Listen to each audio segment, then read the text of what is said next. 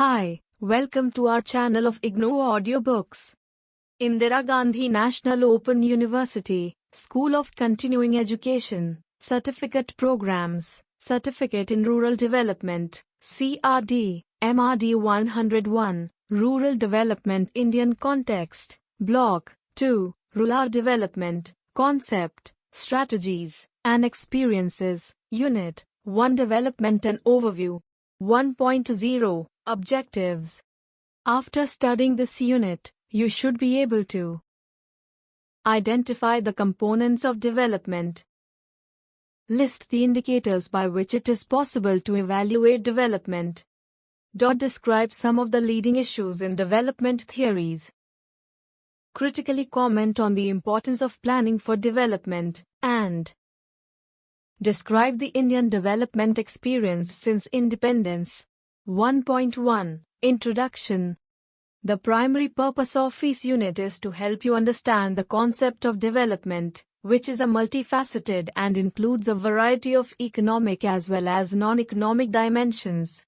We will describe the leading issues in development as well as specify some indicators of development by which you can differentiate areas/regions/countries that are less developed from those that are relatively more developed. The process of development itself is a complex one, with multiple trajectories, and we have a range of theories, according primacy to different sets of economic and social factors in facilitating development.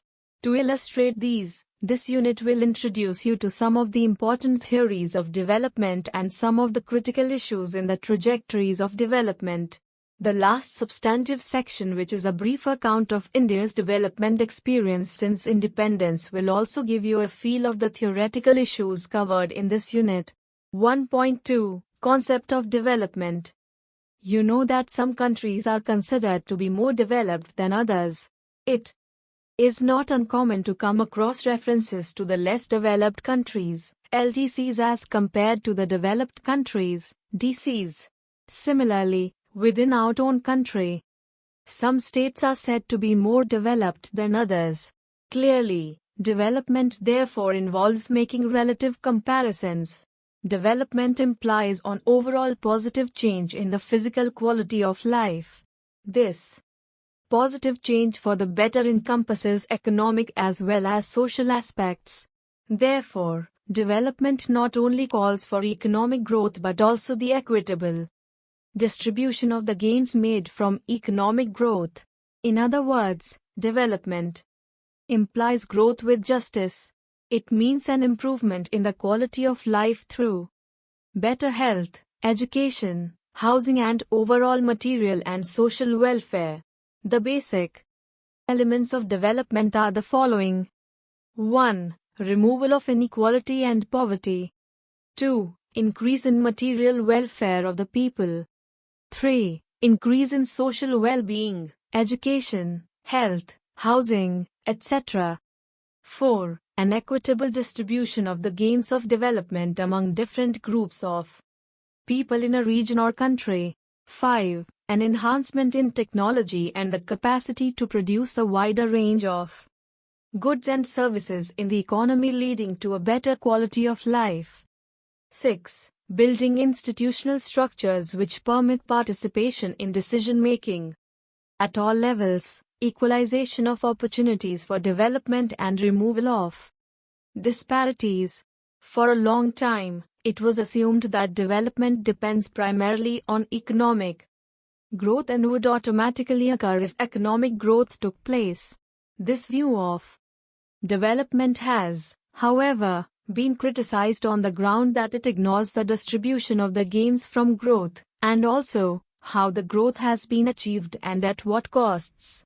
An increase in production in a country does not automatically mean that there has been better distribution of what has been produced.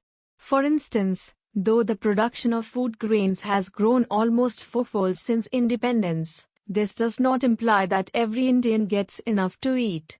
This has meant that the question of distributive justice has assumed greater importance. Also, the composition of the set of goods produced is important. It is necessary to understand the difference between the concepts of economic growth and development. Economic growth means an increase in the value of all goods and services produced in an economy. The sum total of all goods and services in an economy is termed as the gross domestic product, GDP. Growth is, therefore, a sustained expansion in the productive capacity of an economy leading to sustained rise in its GDP. Development, on the other hand, is a sustained improvement in material welfare, particularly for those who are poor and afflicted by poverty, illiteracy and poor health conditions. Development is, therefore, a qualitative concept involving a qualitative improvement in the general standard of living in a country or economy. Table 1.1 Some social indicators in selected developed and developing countries. Look at the screen for table content. Check your progress. 1. 1. What are the basic elements of development?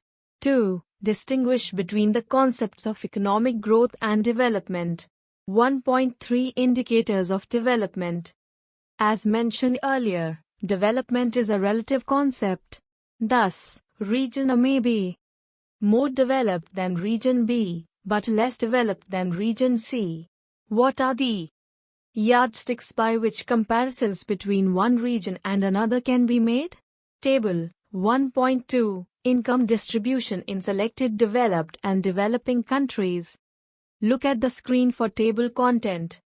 The above two tables give you a set of commonly used indicators of development for a selected group of countries, and you will notice that in some respects the contrast is quite telling. 1.3.1 Characteristics of underdevelopment. Most developing countries are characterized by the following conditions. 1. Mass poverty. 2. Low levels of income and concentration of incomes in a few hands. 3. High levels of unemployment and underemployment. 4. Poor nutrition, health, housing, literacy and welfare status. 5. Preponderance of primary sector and low levels of industrialization. And 6. Lower status of women and that of a variety of social groups such as scheduled castes in India. These characteristics of underdeveloped countries will help in generalizing some of the problems that one finds common to most of them. This will enable us to also grasp the key issues that affect the developing societies. 1. The poverty levels are very striking in the developing countries. In India, over 26% of people are below the poverty line as per the recent official count conducted in 1999 to 2000.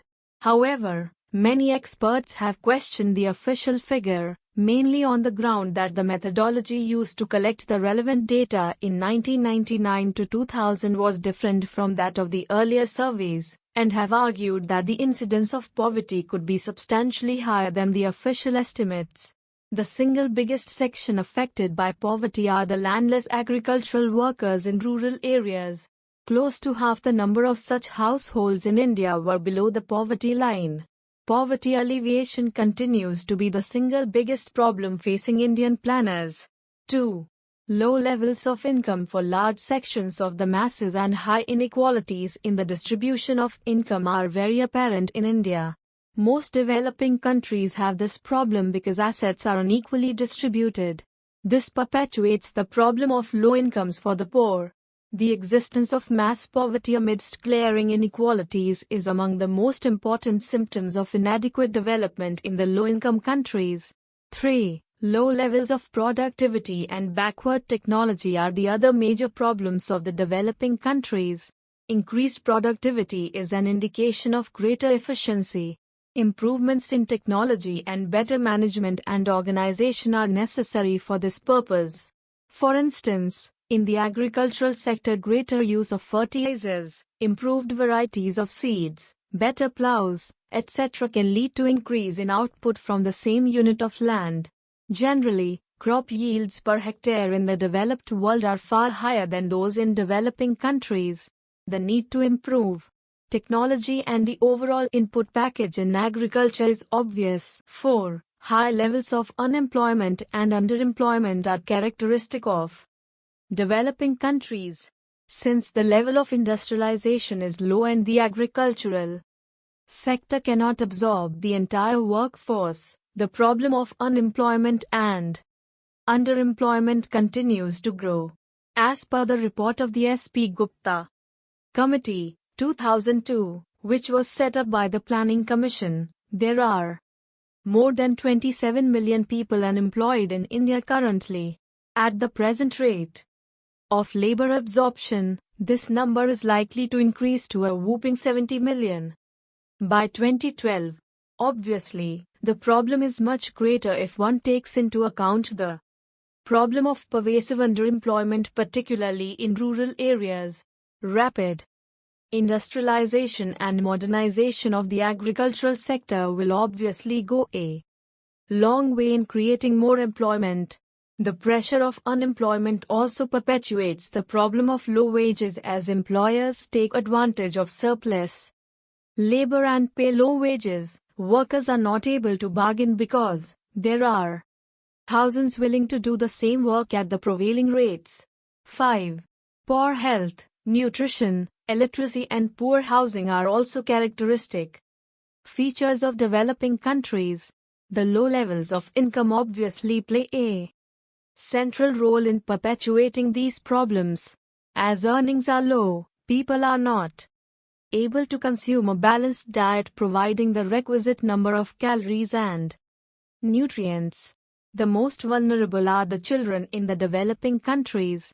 Compared to standards prevailing in the developed countries, the death rates are still very high in the developing countries. The problem of nutrition will have to be tackled if developing countries are to make advances in the field of health.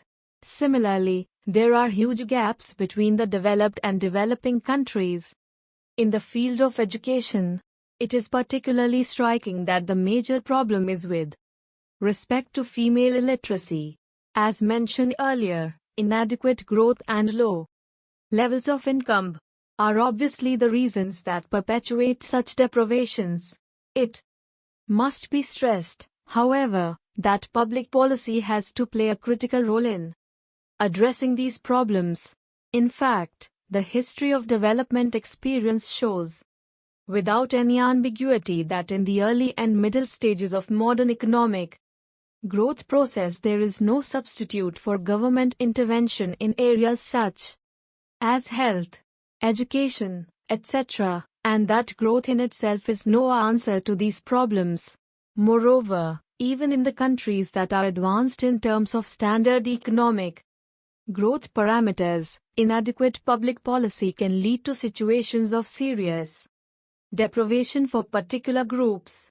For instance, in the United States, African Americans as a group have lower life expectancy than people born in the immensely poorer economies of Sri Lanka, Jamaica, Costa Rica or Kerala in India, amongst several others. Within United States, according to a recent study, African American men and women in the age groups 35 and 54 years had almost twice and thrice the mortality rates, as compared to white men and women respectively.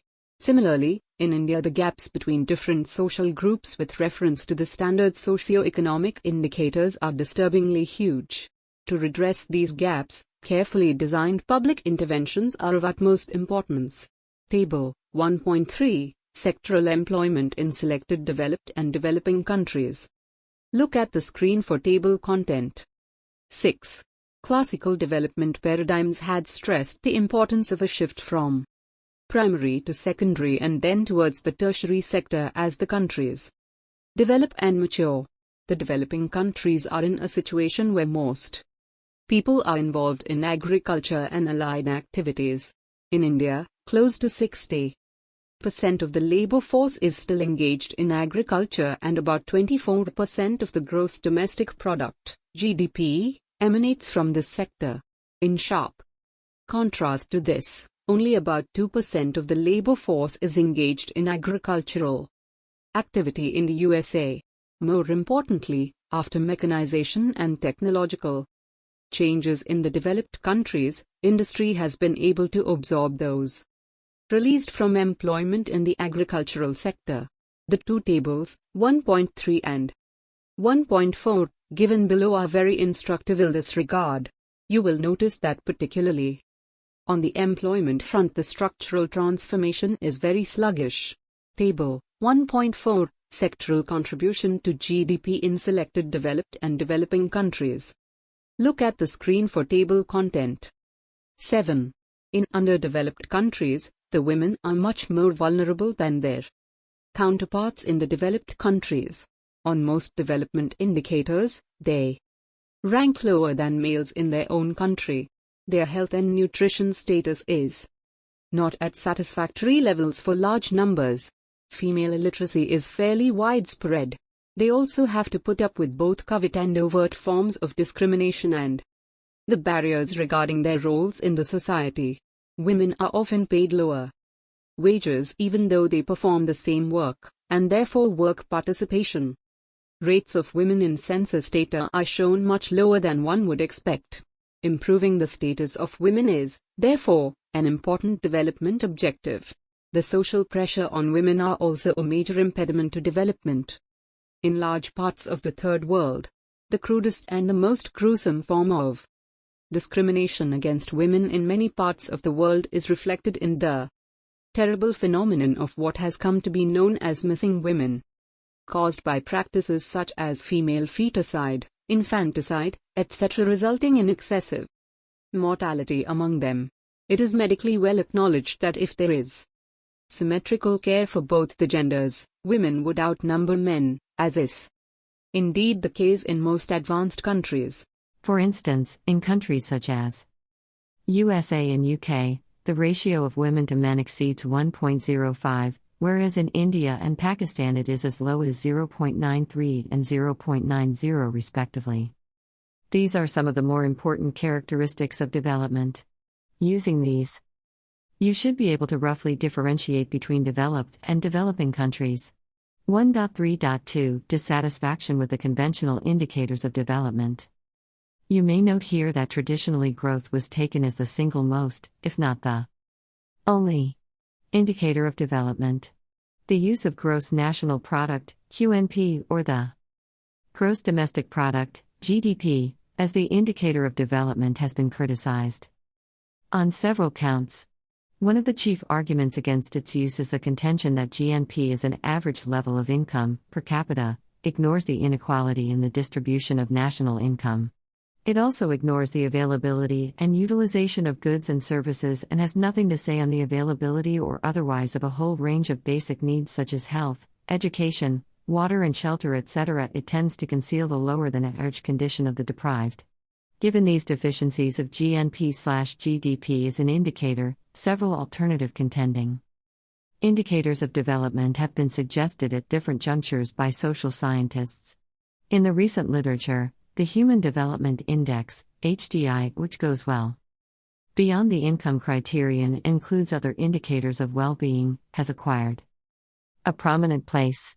United Nations Development Programme, UNDP, has been publishing human development reports for almost a decade and a half now, and these reports rank countries in terms of a composite indicator by aggregating heterogeneous components such as life expectancy, infant mortality, literacy, etc., by assigning weights to each one of them.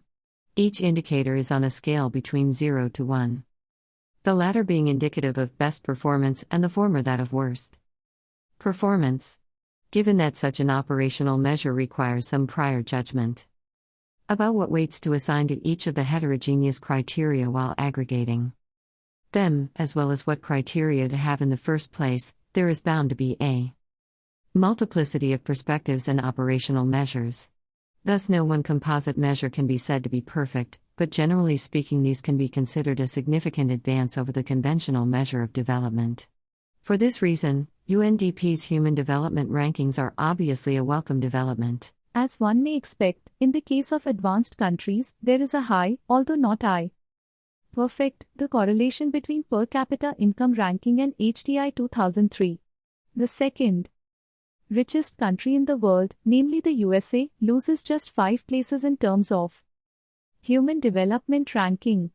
When it comes to developing countries, however, the Association between the two becomes quite topsy-turvy, and there are countries that lose heavily in terms of human development ranking as compared to the ranking in terms of per capita income only.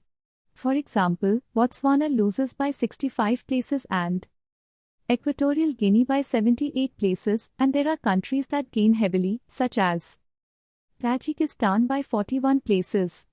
The explanations behind such a scenario are complex, but the centrality of public policy and its preeminence over other causal variables in promoting human development is beyond doubt.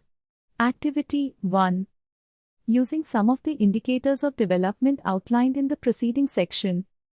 Compare your village/town with another to illustrate how developed or underdeveloped your village/town is in comparison with the other. Write your observations below. 1.4 Theories of Development. Development, as we have seen, is a multifaceted process involving reorganization of the economic and social system. There are different theories of development and they advocate and stress different sets of economic and social factors that lead to development.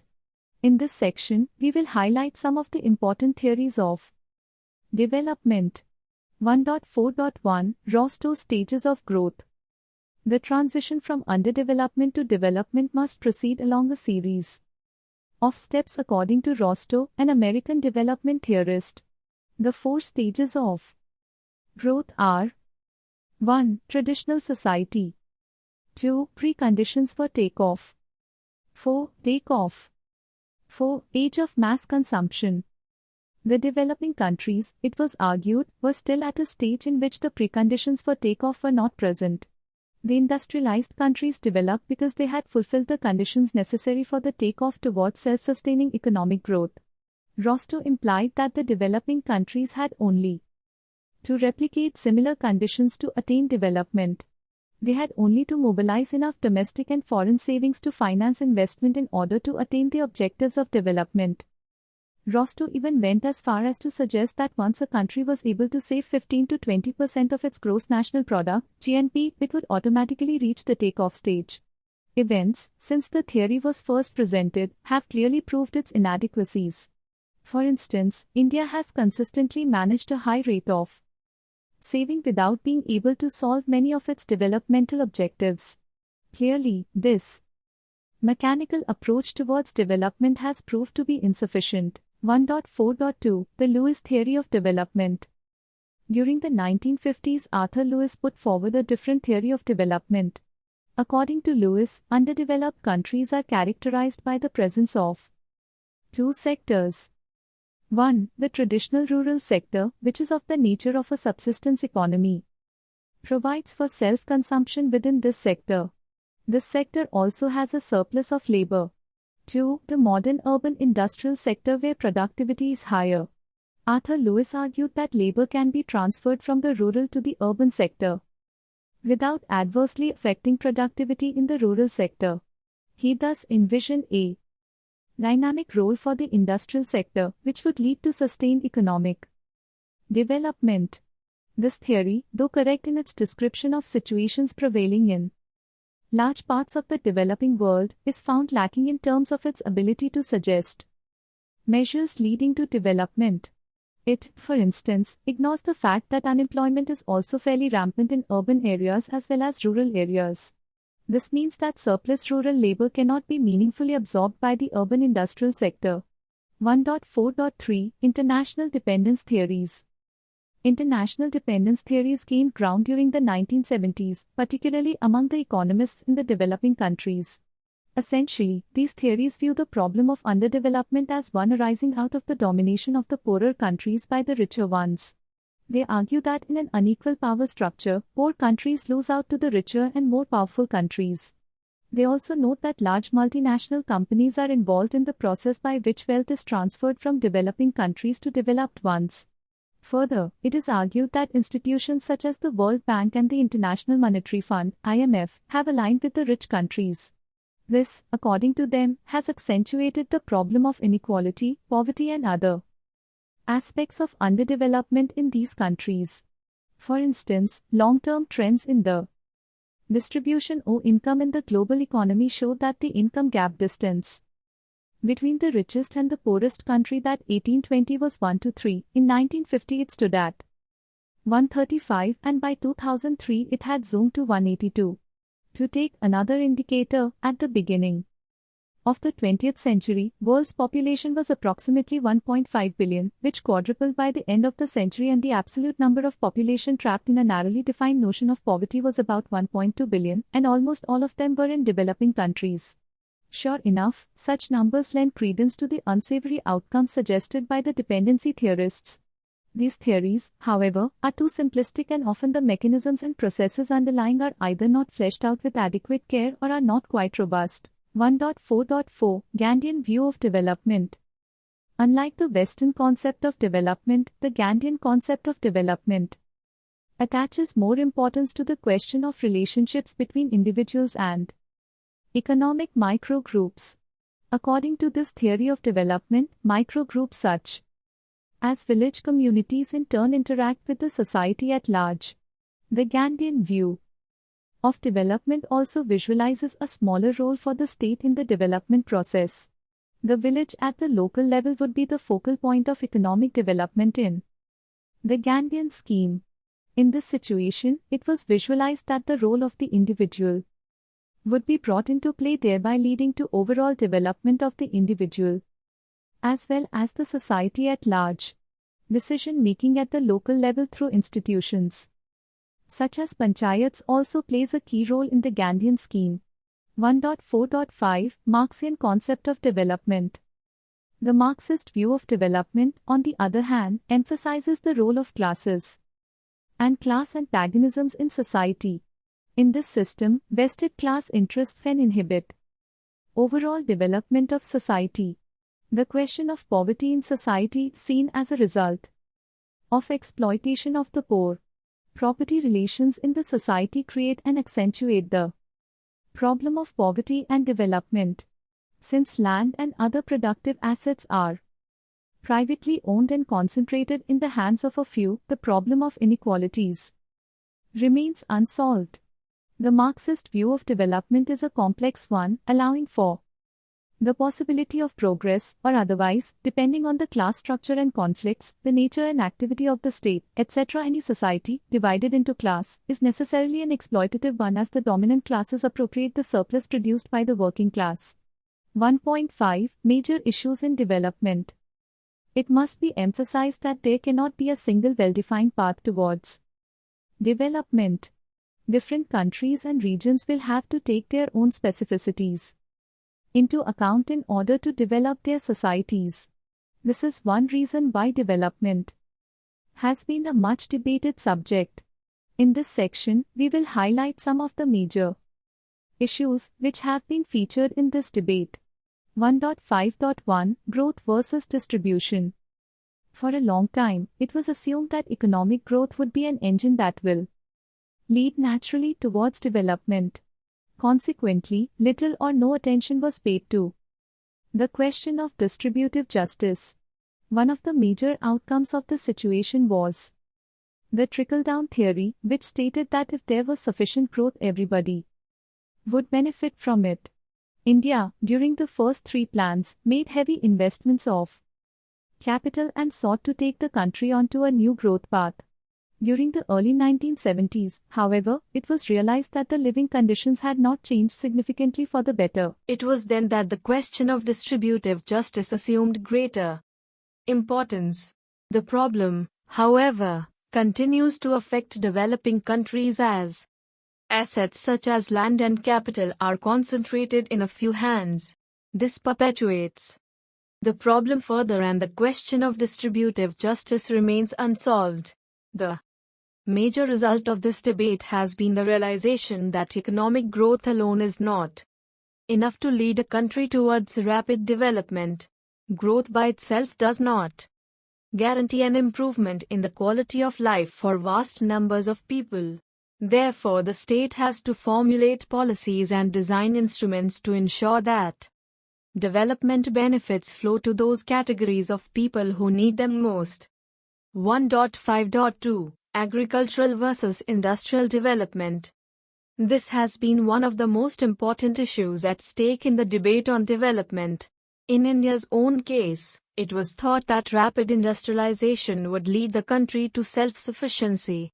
In the 1960s, however, the country experienced severe food shortages that led to the realization that the agricultural sector could not be ignored. This led to increasing attention to this sector. New varieties of seeds and the use of fertilizers on a larger scale have led to an increase in agricultural production. However, it has now become clear that a balance between agricultural development and industrial growth will have to be maintained for genuine economic development. If the agricultural sector does not grow, there may be sharp increase in the prices of food grains that will affect the poor. On the other hand, industrial stagnation will mean that surplus labor from the agricultural sector cannot be usefully employed. Therefore, both agriculture and industry will have to grow so that the pace of development is fast enough to improve the living conditions of the people. 1.5.3 Capital versus labor-intensive technologies and development. You may have heard the term technology being used quite often in debates pertaining to development. What is a technology and what is its role in the development of a country and its people? Technology is the means by which goods are manufactured in an economy. Any goods, however crude or sophisticated, can actually be manufactured by several means. The development in technology is the process by which the manufacture of goods is made cheaper, faster and more efficient. What is the role of technology in development? You may be aware of the fact that tractors, harvesters, etc. are being used on a wider scale now than a couple of decades ago. They are now used to perform many of the agricultural operations, which were hitherto performed manually using plows and other equipment. This change may be termed a technological change. Now that you are familiar with this concept, you must be able to appreciate that at any given point of time, we may have a number of technologies to choose from in order to produce the same goods. Cloth can be woven on traditional looms in your village or town, or it can be manufactured in the factories located in bigger cities. The end product is more or less the same, but the process of making it is different. What are the implications of these facts for the process of development? An improvement in technology calls for investment to make this change feasible. Sophisticated technology, when it uses less labor, is termed labor displacing technology. On the other hand, an improvement in technology can also be made without displacing labor and also less expensively. This is called labor-intensive technology. Capital-intensive and labor-displacing technologies are often expensive and call for large investments. Labor-intensive technologies, on the other hand, have the advantage of being able to absorb the surplus labor in a developing country. During the late 60s and the early 70s, a new trend of thinking on technology suitable to developing societies became popular.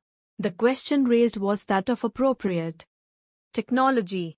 It was said that developing countries should adopt technologies that were suitable for their own specific needs, situations and socio-cultural framework, rather than copy the Western technologies blindly. Thus, it was suggested that countries like India should use technologies that have evolved over many decades and adapt them to make the best use of their cost-effectiveness.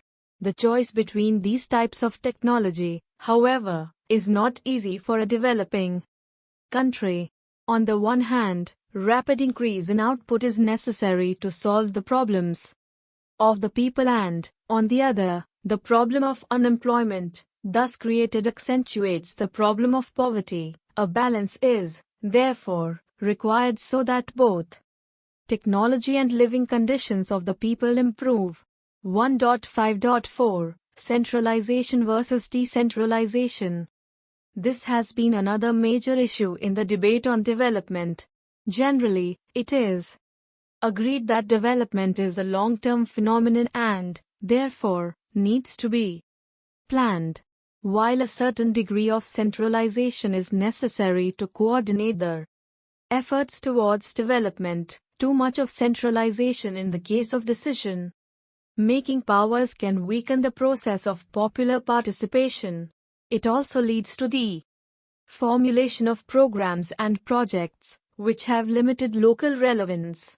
In recent times, the need to develop decision-making powers for the panchayats has caught the attention of policymakers in India. Important steps, including constitutional amendments, have been taken since the late 1980s to empower local-level institutions. It is hoped that decentralization of the development process would also lead to greater accountability of those who are actually involved in the decision-making process.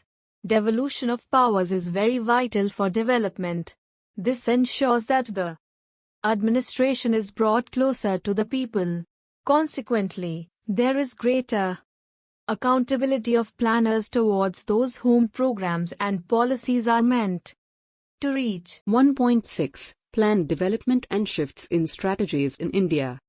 Development is a long-term phenomenon.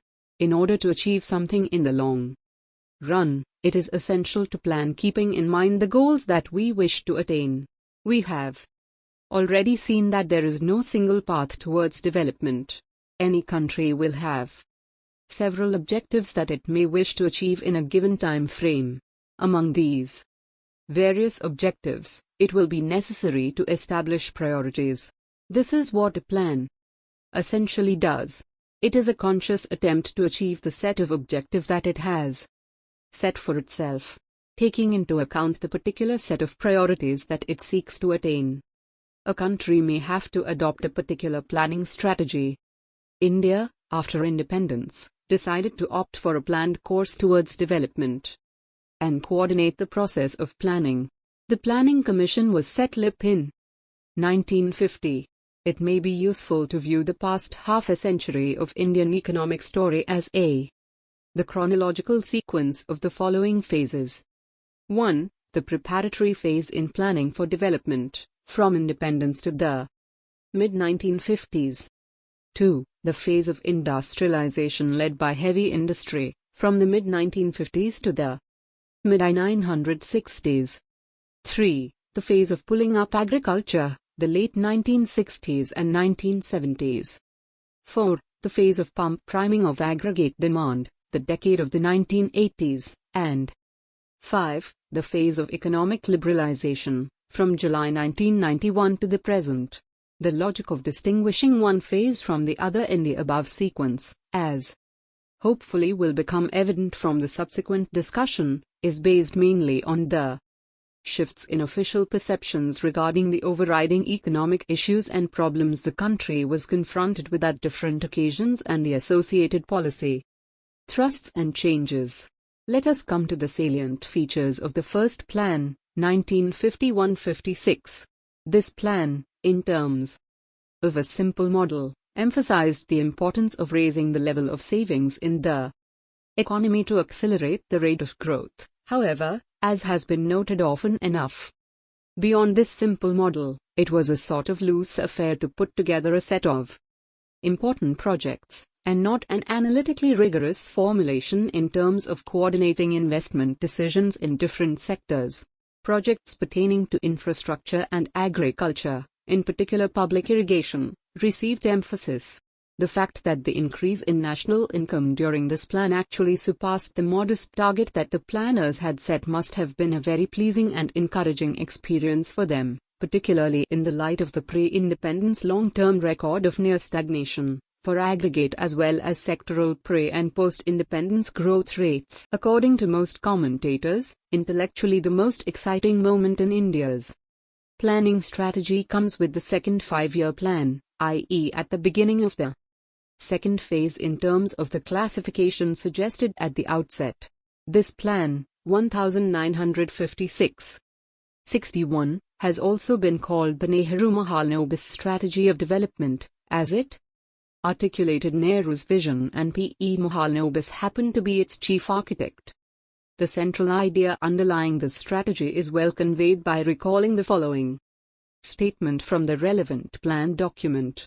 If industrialization is to be rapid, enough, the country must aim at developing basic industries and industries which make machines to make the machines needed for further development. The Mahalanobis model showed that, given certain assumptions, the higher the allocation of investment into the investment goods sector, the higher would be the investment rate at the margin, which would lead to a higher rate of growth of output. In other words, the emphasis was on expanding the productive ability or power of the system, through forging strong industrial linkages, as rapidly as possible. It is worth repeating again that such an emphasis enjoyed tremendous theoretical/intellectual legitimacy at that time, although there were a few dissenting voices. The third five-year plan, 1961-66, was essentially a continuation of the second plan in terms of the broad thrust and emphasis on industries such as machinery and steel. In terms of the core objective of stepping up the rate of growth of industrial production, the strategy started showing quick and impressive results. For instance, the machinery index increased from 192 in 1955-56 to 503 in 1960-61, and the rate of growth of overall industrial production during this period was also very impressive. To put it simply, the strategy during these two plans laid the foundation for a well-diversified industrial structure within a reasonably short period, and this was a major achievement. As the strategy was unfolding, however, some of its key shortcomings were also becoming evident. The disproportion between the growth of the heavy industry sector and other industries, and the shortfalls in achievements compared to the target growth rates for industrial output, both during the second and the third plan, were among the most obvious indicators of the problems underlying the strategy in operation. Consequently, as could be expected, the Nehru-Mahalanobis strategy was subjected to increasing criticism around this time, and of course thereafter. A variety of diagnoses relating to the factors that were ailing the Indian economy, and consequently a plethora of prescriptions were offered. Here one needs to stress the point, however, that the performance prospects of the development strategy in operation had suffered during the 1960s, not only because of its internal weaknesses but also because of the major exogenous shocks that the economy was subjected to. The two military engagements in quick succession, in 1962 and 1965, had led to severe cutbacks in public investment, contributing to the emergence of significant excess capacities in the heavy industry sector. The other major exogenous shock came in the form of two successive monsoon failures in 1965 and 1966, leading to drastic reductions in the production food and its availability, which also had obvious negative consequences for the overall growth prospects. The widespread distress due to decline in the availability of food led to a few starvation deaths and food riots in some states, and were thus rude reminders of India's vulnerability in the area of the most basic need. In fact, even before these droughts, India had already come to depend partly on ship-to-mouth policy, mainly in the form of wheat imports from the USA under PL 480, and the droughts were catastrophic jolts that highlighted the failure in this critical area. The immediate impact of these exogenous shocks was so powerful that the government temporarily abandoned the five-year plan in favor of annual plans for the next 3 years. These annual plans were too limited in their scope, essentially being budgetary exercises, and this period, from 1966 to 1969, is also known as that of a plan holiday. One must note, however, that this period continued to witness sharp cutbacks in public investment with obvious adverse consequences for industrial and overall growth prospects. It was mentioned earlier that the Nehru-Mahalanobis strategy came under increasing criticism during the 1960s and the early 1970s from several quarters. These ranged from a rejection of the planning process itself to pointing out specific shortcomings, such as underestimation of the import intensity of the indigenous industrialization drive, unnecessary export pessimism, overextended regulatory structures, over-optimism as regards the potential performance of the agricultural sector, if not its neglect, etc. Without going into the merits of the various criticisms here, we may note that the inadequacy on the agricultural front came to be viewed as one of the most significant gaps in the past effort. Consequently, the formulation of a new strategy of agricultural development became the overriding objective. The Fourth Five-Year Plan, launched in 1969, adopted such a strategy, which in popular parlance is known as the launching of the Green Revolution. Thus, with the Fourth Plan, 1969-74, there is a marked shift in development strategy from an emphasis on heavy industry to pulling up agriculture. This, as per the chronological classification suggested at the outset, is the beginning of the third phase. It may be recalled that the leftist opinion in India had been quite critical of the earlier strategy for not taking up thoroughgoing land reforms. As it happened, the Agriculture First strategy, which came into being with the Fourth Plan and was also the hallmark of the Fifth Plan, 1974-79, continued to neglect the issue of land reforms and focused on technological modernization and betting on the strong. A variety of support mechanisms, including credit and price support, were devised to this effect. Sure enough, in terms of propping up the agricultural growth rate, the new strategy, in spite of its distributional limitations, delivered good results, so much so that the dependence on frequent imports of food became a thing of the past after the mid-1970s, and the government would claim that finally, India had become self-sufficient in this regard. There are a couple of other important features of our third phase that need to be taken note of first. While a degree of export pessimism may have been a feature of early post-independence thinking, things surely started changing during the 1960s itself as a number of export subsidies came into being, and this process continued in our third phase as well. Secondly, at the beginning of this phase itself, the dismal failure of the earlier development strategy on the unemployment and poverty fronts had started dawning on the planners and policymakers. Such a realization had certainly been sharpened by the growing restiveness among the masses expressing itself in radical movements of different kinds in various parts of the country and threatening to go out of control. Consequently, an important response from the policymakers was to start thinking about the strategies of direct attack on poverty and unemployment, in particular from the Fifth Plan, 1974-79 onwards, and gradually a variety of programs got devised and put in place to this end. Such programs gained substantial significance during the 6th, 1980-85 and the 7th, 1985-95 year plans and have continued to remain an important feature subsequently as well. Going back to the growth process itself, we have already noted that the strategy of pulling up agriculture resulted in an improved performance of the sector. This also had a positive effect on the industrial and overall growth rates, as these picked up during the second half of the 1970s, 1979 to 1980, being an exception as it was a drought year. The turnaround in the industrial and overall economic performance, however, was certainly not spectacular.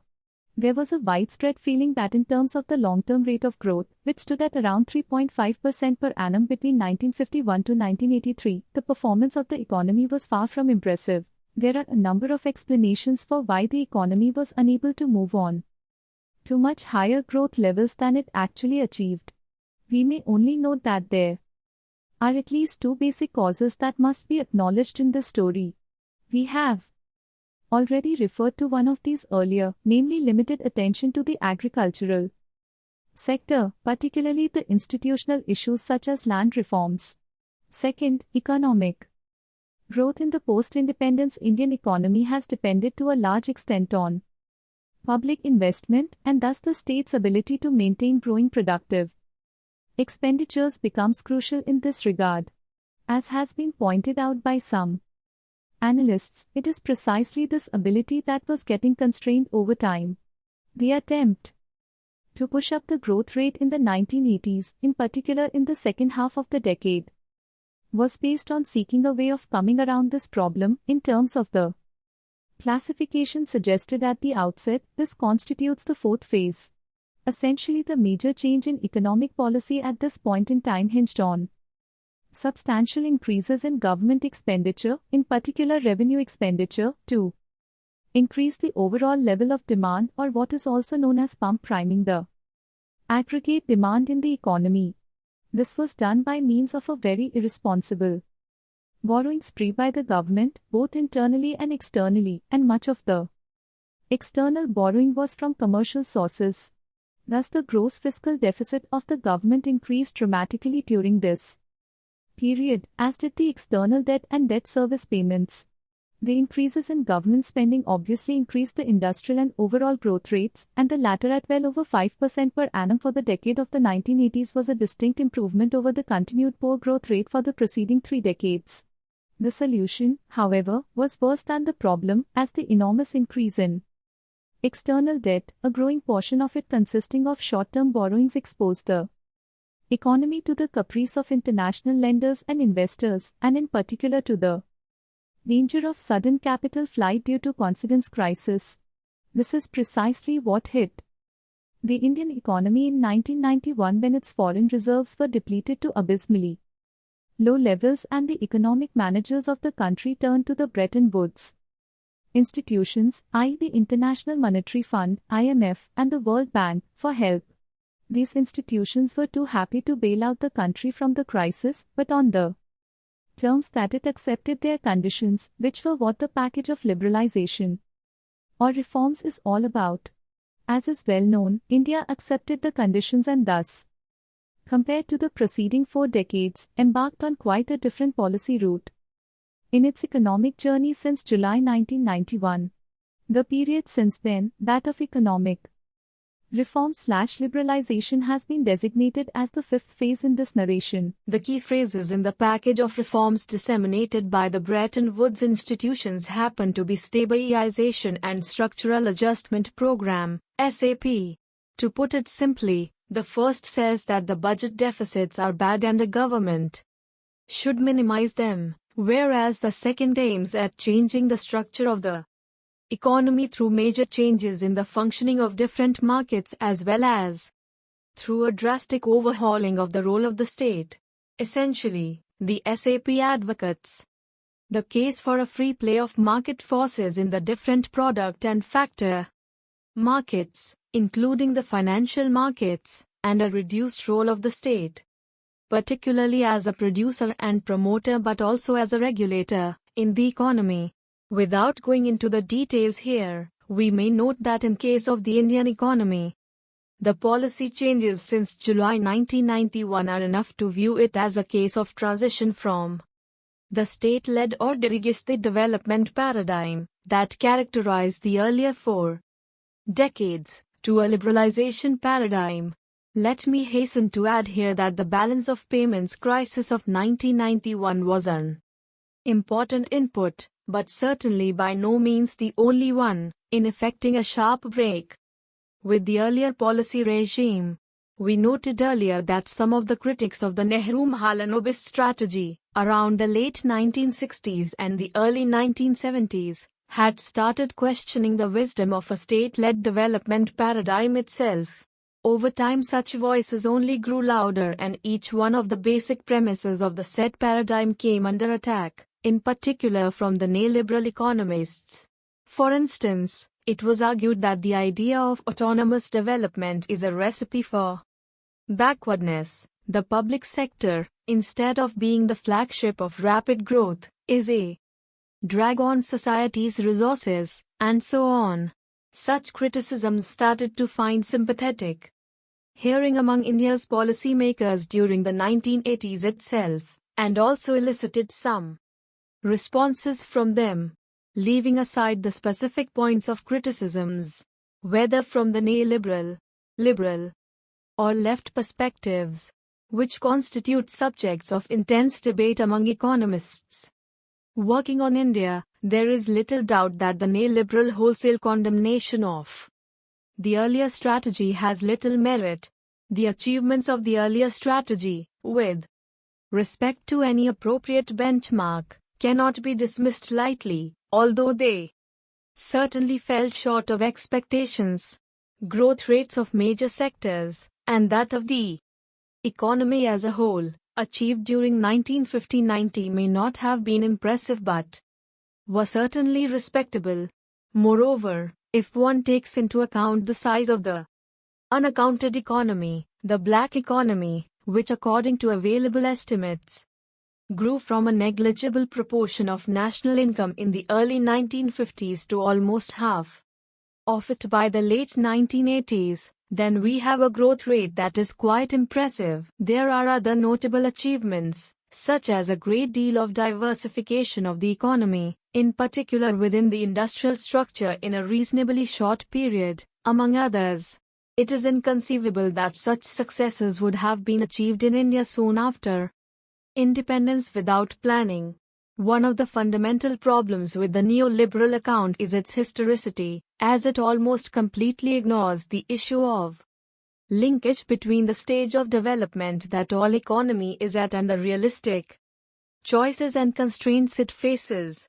This is of course not to endorse uncritically the dirigiste development paradigm of the first 4 decades, as it was flawed in important ways and missed on several promises. In particular to the large section of economically vulnerable segments of the population. The most glaring failure of India's development strategy is with respect to poverty alleviation. As per the standard estimates, the absolute number of poor people in the country towards the end of the 1980s was not very much behind the total size of the population in 1947. Apart from the raw deal received by the disadvantaged segments, several other problems of the dirigiste development paradigm, as it unfolded in India, have been catalogued and analyzed by researchers in great detail. This has been followed by a range of suggestions for policy reforms, covering a wide spectrum of analytical and ideological persuasions. However, as already mentioned in the foregoing, policy prescriptions emanating largely from a neoliberal perspective have been ascendant for well over a decade now, without entering into a discussion of the alternative policy perspectives, all of which emphasize reforms of one kind or the other. We may note that the neoliberal paradigm may be on a weak turf, in particular when it comes to the provision of adequate and sustainable livelihood options for large sections of the population. In other words, there is a real danger that those neglected by the dirigiste development regime may get further marginalized by the ascendant neoliberal policy regime, and there is increasing evidence to substantiate such a view. The performance of the Indian economy during the liberalization era continues to be a subject of intense debate. As it happens, the period of economic reforms since 1991 does not seem to be doing better, in terms of standard macroeconomic indicators, compared to the preceding decade, and in some respects, such as employment generation, the reform period has been a disaster. Moreover, as stated earlier, in terms of prospects for the poor and other economically vulnerable groups, the liberalization era seems to be doing much worse. Check your progress. 3. 1. Why is planning important for achieving the objectives of development? 1.7 Let us sum up. Development is a relative concept and involves a systematic and positive change in the physical quality of life of the people in an area or country. Development, as distinguished from growth, means a better distribution of the gains from progress. It encompasses material and social welfare as well as an equitable distribution of income and opportunities. Development means a qualitative improvement in living conditions, particularly of those affected by poverty, illiteracy and poor health conditions. The traditional concept of development places more emphasis on economic growth. Economic growth alone, however, is not sufficient to solve the problems. Better distribution of the gains of progress is necessary for genuine development to take place. The problem of inequality continues to be a major problem. Both agricultural and industrial sectors have to grow so that the problem of low incomes and unemployment may be solved. The developing countries have a surplus of labor and a scarcity of capital. Therefore, it is essential that large-scale displacement of labor does not take place so that it does not create further unemployment. These countries have to strike a balance between these two issues in their solutions. The necessity to decentralize the process of development also has certain advantages. This will lead to greater participation of the people and also to increased accountability on the part of the authorities. Sustained rural development alone will lead to the control of migration of people towards cities seeking employment. The problems of poverty, illiteracy and poor health are common to both urban and rural life. It is important to solve the problem of rural development, as this will in turn put an end to the large-scale migration to the cities and towns. 1.8 Keywords. Ahistoricity, lacking a sense of history. Dirigiste, state-led development paradigm. Gross domestic product, GDP, value of all goods and services produced within a country in a year. Gross national product, GNP, GDP plus net factor income from abroad. Pump priming, when state injects demand into the economy through its increased expenditure. Thank you. We will see you in the next video.